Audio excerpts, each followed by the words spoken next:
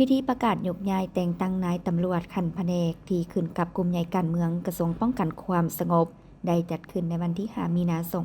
2025ที่กระทรวงป้องกันความสงบเป็นประธานโดยพลตรีปริญญาเอกสุวรรณีศรีสุภาพมีไซหัวหน้ากลุ่มใหญ่การเมืองป้องกันความสงบมีคณะพรรคคณะกลุ่มใหญ่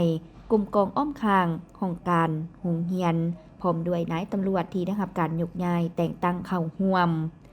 พันเอกวรรณเรศบุตรวงศ์หัวหน้าห้องการเมืองกรมใหญ่การเมืองกระทรวงป้องกันความสงบได้ผ่านข้อตกลงว่าด้วยการยกย้ายนายตำรวจที่ขึ้นกับกรมใหญ่การเมืองป้องกันความสงบและผ่านข้อตกลงว่าด้วยการแต่งตั้งนายตำรวจที่ขึ้นกับกรมใหญ่การเมืองป้องกันความสงบในนี้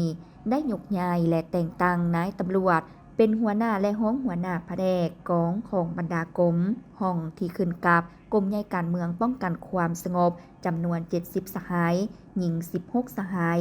เพื่อเป็นการปรับปรุงกรมจากการจัดตั้งและปรับปรุงบุคลากรอยู่บรรดาแผนกและกองของบรรดากรมกองวิสาสะพอต่างๆที่ขึ้นกับกรมใหญ่การเมืองป้องกันความสงบตามความต้องการของเวียกงานในแต่ละระยะ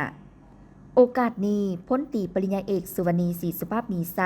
ก็ได้แสดงความย่องยอสมเสยและได้เน้นหนักให้คณะพรรคคณะบัญชาก็คือนายตำรวจที่ได้รับการยกย้ายและแต่งตั้งในครั้งนี้สืบต่อเสริมขยายมูลเสื้อผลงานที่ผ่านมาพร้อมทั้งฝึกฝนก่อสร้างและพัฒนาตนเองให้เป็นนายตำรวจหรือพนักงานสมาชิกพรรคที่มีคุณธาตุการเมืองนักแน่นมีคุณสมบัติศีลธรรมปฏิบัติมีแนวคิดอุ่นเอียงทุนเทียงมีความเป็นเอกภาพต่อแนวทางเปลี่ยนแปลงใหม่ของพรรคมีแบบแผนวิธีนำพาบรรษาและวิธีเฮ็ดเวียกที่ทันสมัยมีความรู้ความสามารถทางด้านเวียกงานวิสาสะเพาะและมีความรับผิดชอบต่อหน้าที่การเมืองของตน